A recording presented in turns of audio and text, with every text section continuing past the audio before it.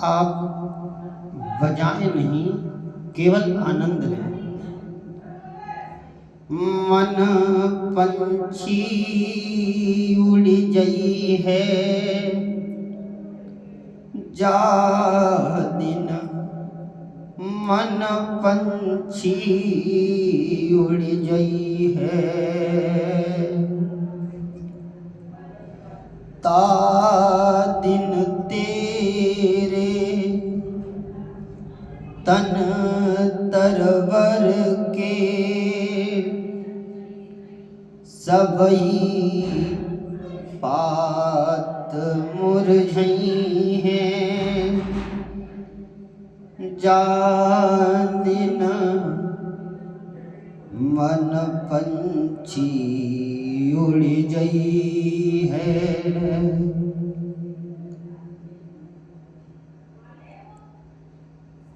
Braj win नंद नंद बिन नंदन, को काम नहीं आई है, जा दिन मन पंछी उड़ जई है। जिस दिन इसमें से वो ब्रह्म निकल जाएगा, जा दिन मन पंछी उड़ जाइए। तेरा ये शरीर है, इसमें वो ब्रह्म विराजमान है, तब तक इस शरीर की कीमत है, तब तक ये चल रहा है फिर रहा है, तब तक इसकी कीमत है। और जिस दिन वो इसमें से निकल जाएगा तो फिर इस शरीर की कोई कीमत नहीं है, जा दिन मन पंछी उड़ गई है। जिस दिन वो ब्रह्म इसमें से चला जाएगा तो भैया फिर तेरे इस शरीर की कोई कीमत नहीं है, कोई इस शरीर को अपना नहीं मानेगा। अभी तुझसे जो प्रेम कर रहे हैं, अभी तक तेरी जो रिश्ते हैं वो केवल इस शरीर से हैं, तू बस इतना ही मान रहा है। नहीं नहीं, इस शरीर से तेरा कोई रिश्ता नहीं है, इस शरीर के अंदर रहने वाले से तेरा रिश्ता है। आज तू किसी को माँ कह रहा है, किसी को भाई कह रहा है, किसी को बहन कह रहा है, किसी को तू पत्नी बोल रहा है,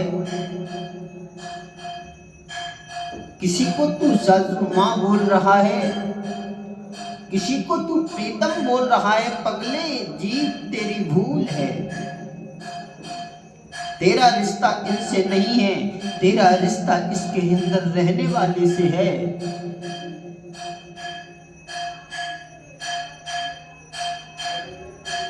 जिस दिन वो इस शरीर में से निकल करके चला जाएगा तब कोई फिर इस शरीर को रखने के लिए तैयार नहीं होगा। इसलिए जीते जी इसकी कदर कर, इसके अंदर रहने वाले से प्रेम कर। जा प्रीतम सो प्रीति घनेरी, सो देखी डरी है, जा दिन मन पंछी उड़ गई है।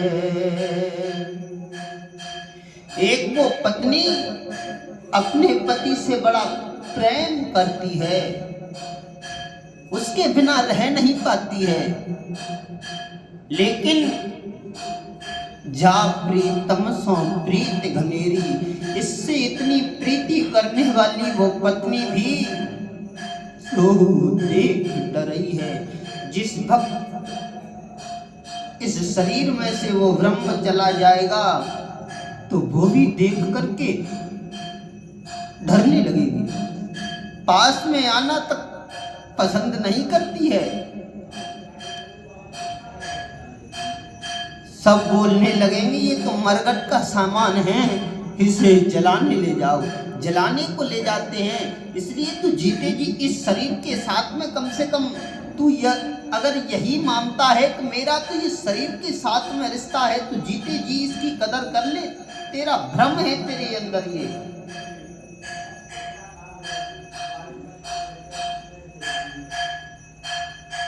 भगवान का भजन कर ले, तेरा कल्याण हो जाएगा। भाई, बंधु, हितु, रिश्तेदार, परिवार वाले कोई तेरे काम का नहीं है। वो भाई जिनको तू बहुत प्रेम करता है वह भी बोल देंगे एक दिन, जहां तक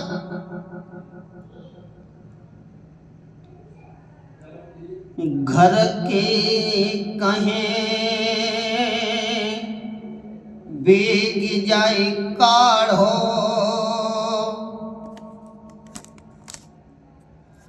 भूत बने कऊ खई है। हाँ, घर वाले भी कहने लगेंगे ये मर गया है, अब इसे जलाने ले चलो।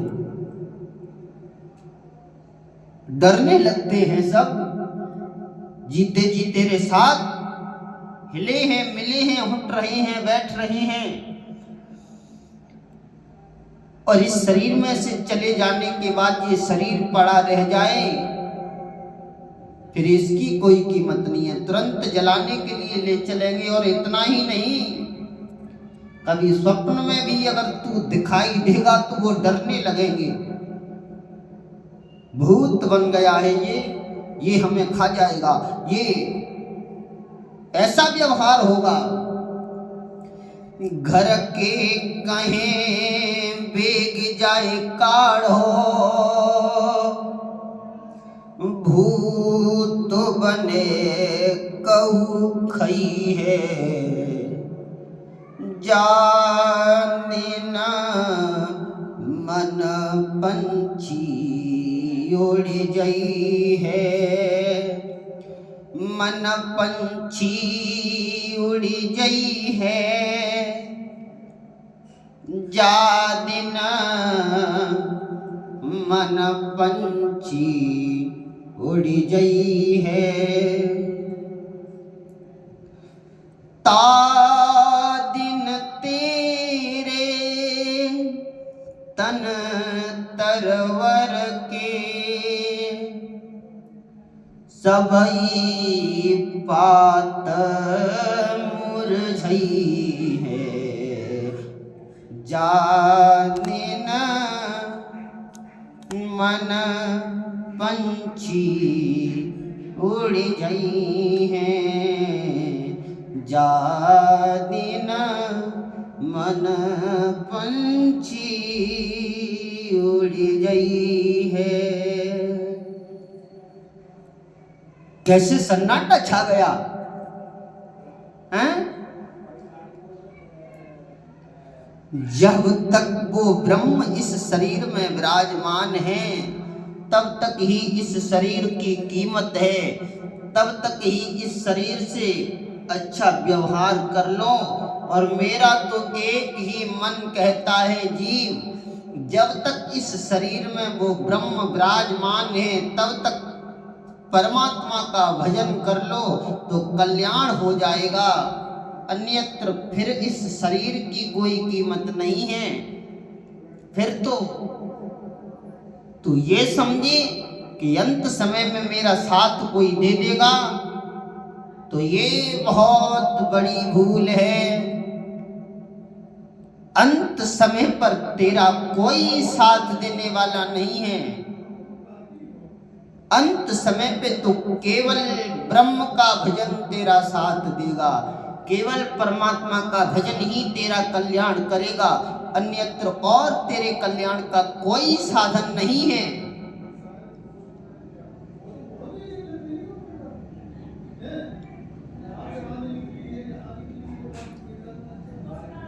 विद्यामित्र प्रभासेषु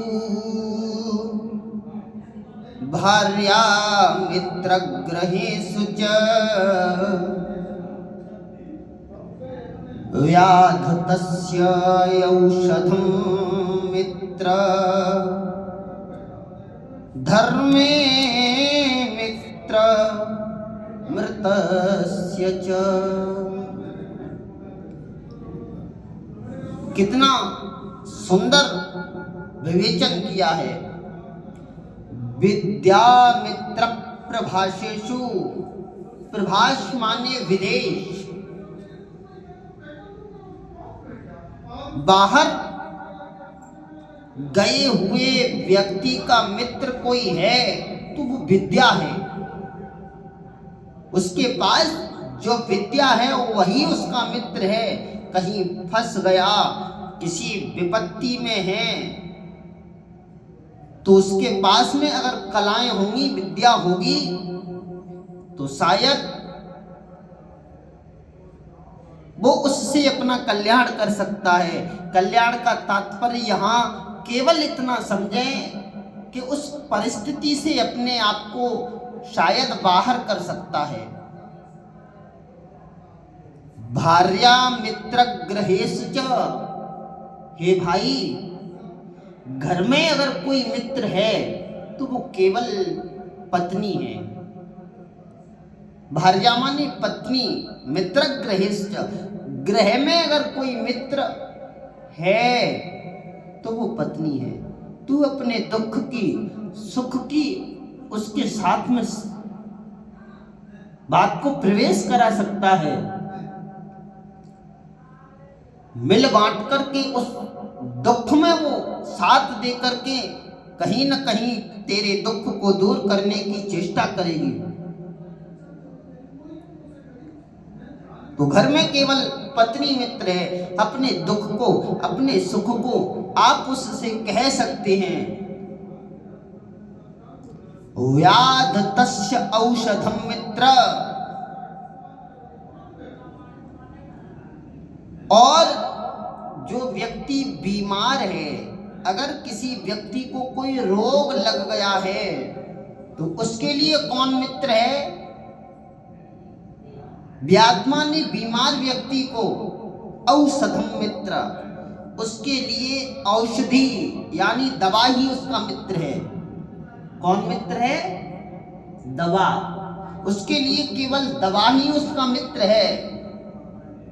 अगर बीमार व्यक्ति को आप औषधि प्रदान कराते जाओगे तो शायद कहीं न कहीं उसके रोग को वो ठीक कर दे।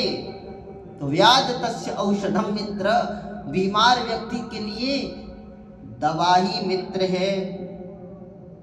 धर्मे मित्र मृतस्य च, हाँ, अगर कोई व्यक्ति मर गया है या मर रहा है तो उस वक्त उसका कौन मित्र है? उस वक्त न दवा उसकी मित्र है, न भाई उसका मित्र है, न विद्या उसकी मित्र है, न उसकी पत्नी उसका मित्र है। धर्मे मित्र मृतेषु च, मरने वाले व्यक्ति के लिए केवल धर्म मित्र है। जो तुमने धर्म किया है, जो तुमने अच्छे कर्म किए हैं, दान किए हैं, पुण्य किए हैं, बस यही तेरे लिए मित्र हैं। क्योंकि अंत समय पर बस यही तेरा साथ देंगे। तुमने जो पुण्य किए हैं उन पुण्यों के माध्यम से हो सकता है भव रूपी सागर से तू पार हो जाए, अन्यत्र तेरे लिए और कोई पार होने का साधन नहीं है। मरने वाले व्यक्ति के लिए केवल धर्म मित्र है, केवल अक्षय कर्म मित्र हैं। तुमने जो दान किए हैं वो मित्र है, तूने जो पुण्य किया है वह तेरा मित्र है। इसलिए मेरे भाई, धर्मे मित्र मृतेषु च, इसलिए परमात्मा का भजन करें। हरि स्मृति सर्व विपद विमोक्षणम, परमात्मा की स्मृति ही समग्र विपत्तियों को विनष्ट करने वाली है। इसलिए जीव तू भगवान का भजन कर, परमात्मा की स्मृति कर, परमात्मा का ध्यान कर, परमात्मा का कीर्तन कर, सत्संग कर। अंत समय पर यही तेरे साथ आएगा, नहीं फिर मन पंछी उड़ गई है, जाने ना मन पंछी उड़ गई है। जब वो इसमें से चला जाएगा, ता दिन तेरे तन तरवर के, सबई पात मुरझई हैं, जा दिन मन पंछी उड़ गई है। जब वो चला जाएगा तो न तेरे हाथ रूपी पत्ता हिलेगा, न तेरा पैर रूपी पत्ता हिलेगा, न तेरे आंख रूपी पत्ता, न तेरी इस जिह्वा रूपी पत्ता हिलेगा। उस वक्त तेरे शरीर के सारे पात मुरझा जाएंगे, फिर कोई तेरा साथ देने वाला नहीं है। इसलिए भैया तू जीते जी भगवान का भजन कर ले। अगर जीते जी तू ब्रह्म का भजन कर लेगा तो शायद मृत्यु के उपरांत तेरा वो भजन, तेरा वो ध्यान कहीं न कहीं कल्याण कर देगा। अन्यत्र जीव तेरे कल्याण का दूसरा कोई शुभम साधन नहीं है।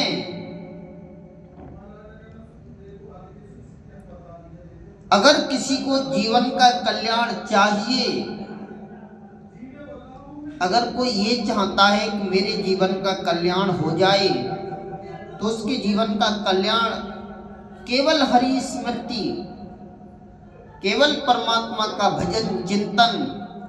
जब बुढ़ापे में आए तो वैर भाग ईर्ष्या द्वेष इन सबको जीव तू त्याग दे, और इन सबको त्याग करके एकांत में चला जा और वहां जाकर के उस ब्रह्म का भजन कर, उसके चिंतन में लग जा। और एक बात बता दूं,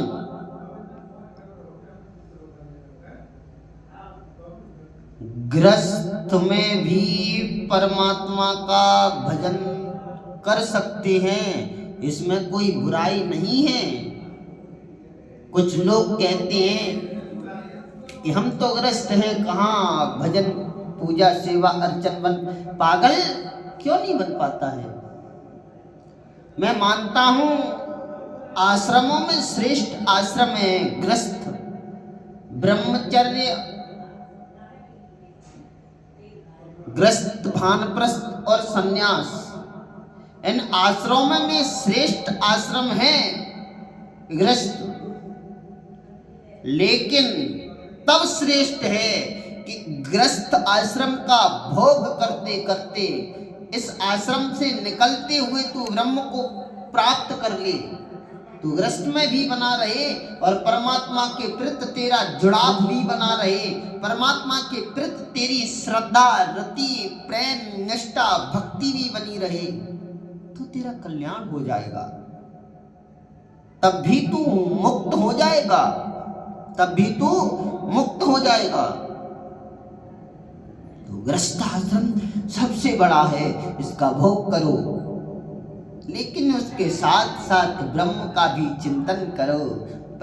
हाँ, तभी श्रेष्ठ होगा ये। जैसे एक कुंड बना हुआ है, हवन कुंड, हवन करते हैं तो एक कुंड बनाते हैं यज्ञ के समय में, उसमें आहुति देते हैं। लेकिन वो आहुति कब श्रेष्ठ है, कब लाभ मिलता है उन आहुतियों का? उन आहुतियों का तभी लाभ मिलता है जब अग्नि प्रज्वलित हो। अगर अग्नि प्रज्वलित है तब आप घी और साकिल्य की उन संविदाओं के प्रज्वलित अग्नि में आहुति दोगे तो वो मान्य होंगी, वह आहुति तुम्हारा कल्याण करेंगी, उससे तुम्हें कुछ फल प्राप्त होगा।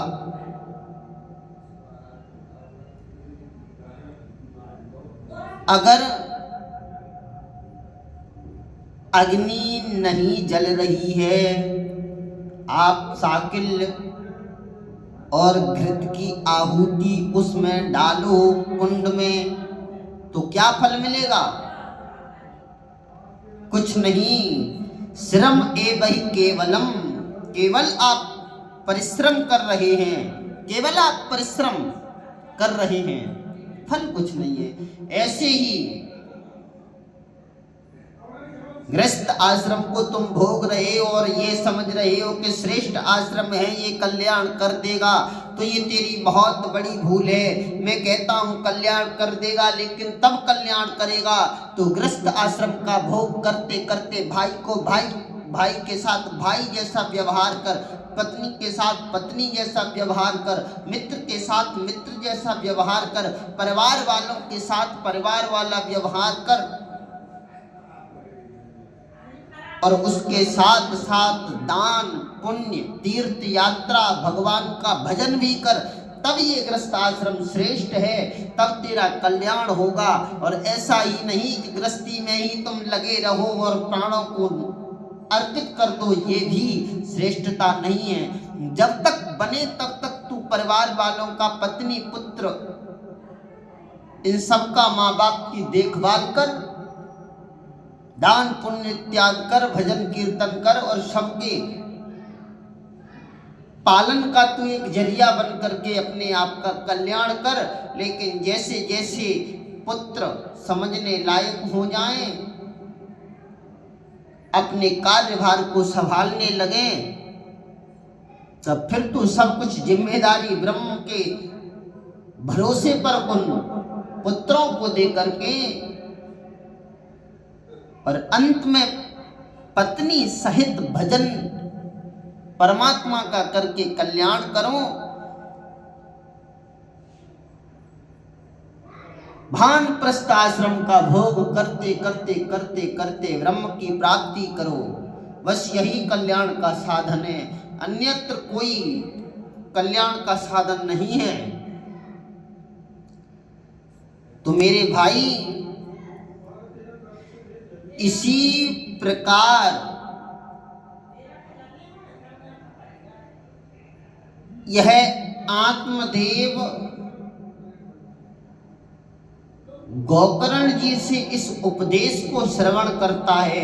गोकर्ण जी महाराज कहते हैं, देहे स्तिमान शरुधरे विमतिम त्वजत्वम जाया सुता दिस सदा ममताम विमुंच पश्यान्निशं जगदिदं क्षणभंगुनिष्ठं वैराग्यरागरसिको भवभक्तिनिष्ठ। हे पिताजी, देहे स्तिमान शरुधरे मतिम त्वजत्वम, इस शरीर की क्या है, ये रक्त मांस और हड्डियों से निर्मित है। भ्रमतिम त्वजत्वम, तुम इस पर गर्व नहीं करें। जाया, जाया मानी पत्नी, सुता पुत्र इत्यादि, इन सब से ममताम विमुंचा, तुम ममता बंद कर दो, मोह बंद कर दो। अब तुम परमात्मा का भजन करो। यह जीव, तू जीव है, समझ। आत्मदेव को गोकर्ण जी कल्याण का मार्ग बताते हैं। जाया सुता दिस सदा ममताम विमुंचा, तू इनकी ममता में लगा रहेगा तो तुम्हारा कल्याण नहीं हो सकता है।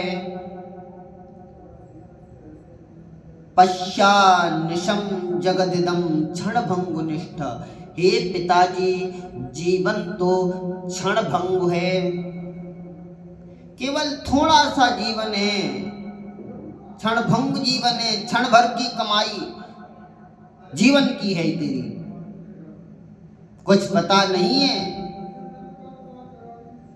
क्षण भंगुर जीवन की कलिका, कलि प्रात को जान खिली न खिली।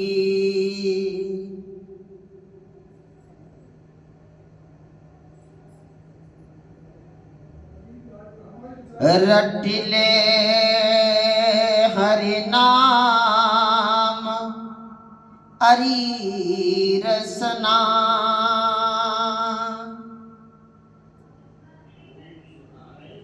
जनयंत समय पहली नहीं ली। कवि बहुत सुंदर उदाहरण देते हैं। क्षण भंगुर जीवन की कलिका, कलि प्राति को जान खिली न खिली।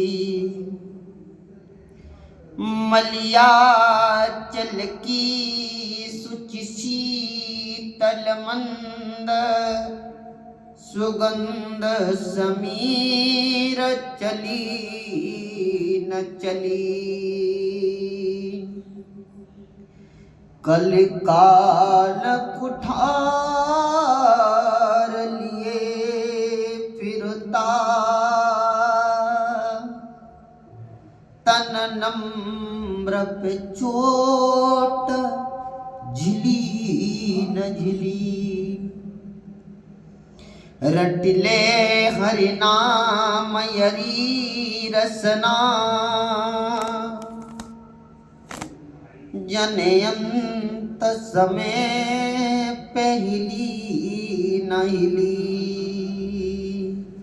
जनयंत समय पहली नहीं ली।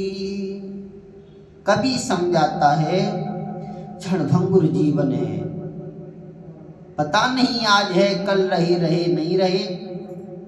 इसलिए जाया सुता दिस सदा ममताम विमुंच, पुत्र धन पत्नी इन सब की ममता को तुम छोड़ दो।